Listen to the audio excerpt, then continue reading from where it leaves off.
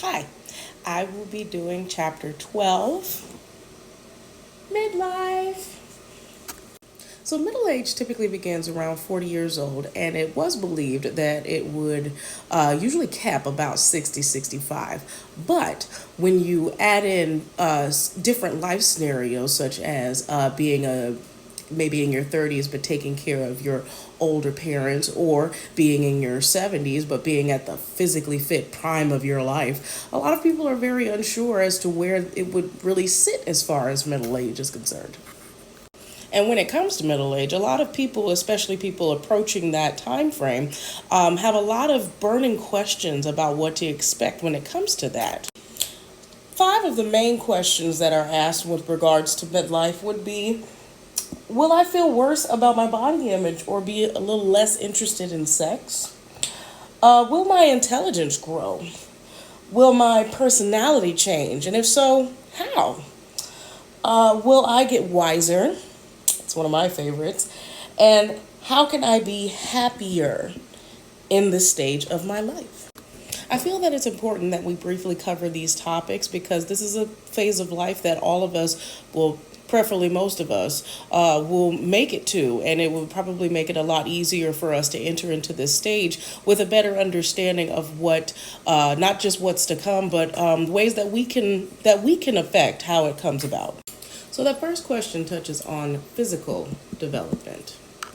So the negatives for both age groups would be that for men in this age group, it usually takes them a little longer to develop an erection, or it takes them, they might end up losing the erection before, the happy time occurs. And for women, they don't necessarily have that physical change, but they are more prone to be turned off at that age. Women also tend to go through the dreaded menopause, which is usually when the estrogen levels start to drop in women, and it does create some of the typical menopause symptoms like hot flashes and things like that. Now, the belief is that people in this age frame are really just not having a good time when it comes to their self-image or their sexual lives.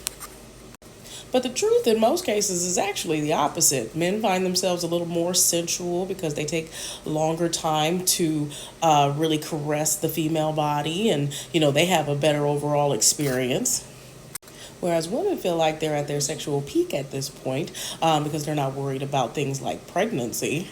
And so they get to have more fun when it comes to that. They're much more vibrant in their midlife.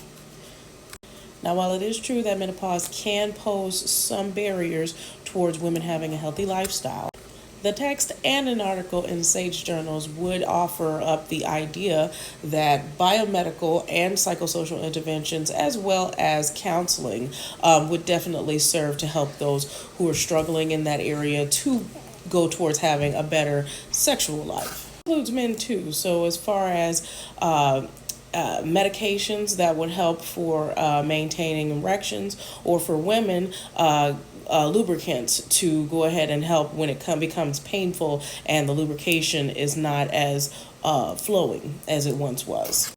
And so the second, third, fourth, and fifth questions really touch bases on the cognitive, emotional, and even sometimes the social development in that age point.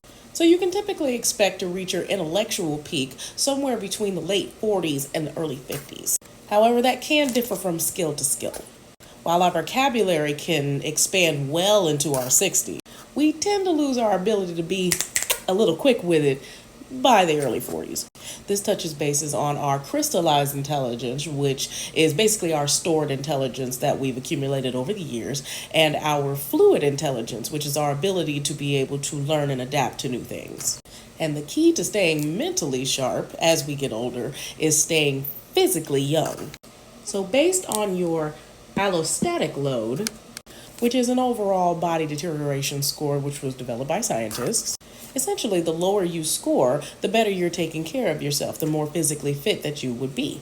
Much like my dad, who is in his 60s and is still coaching a little girl's basketball team because he takes very good care of his body and his mind. Now, your emotional development is typically broken down in about 5 basic temperamental qualities, otherwise known as the Big Five.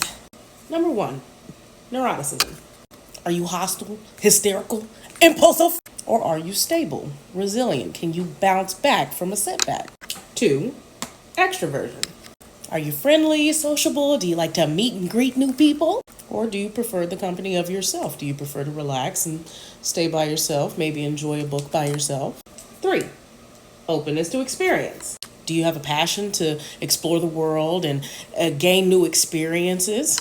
Or are you more cautious and prefer to just stick with what you know? 4, conscientiousness, which is really important with success. These people are more hardworking and self-sufficient and reliable.